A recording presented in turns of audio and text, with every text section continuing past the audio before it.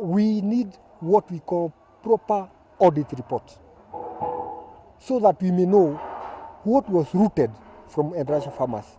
Because we cannot allow a few individual people to be rooting farmers' money and going scot-free. Old management tunaandai milioni 8. Wakikataa kutupatia, sitawapeleka nini kotini. Hakuna pesa ilikuwa misappropriated, kile ilifanyika ni kupatiwa wakulima.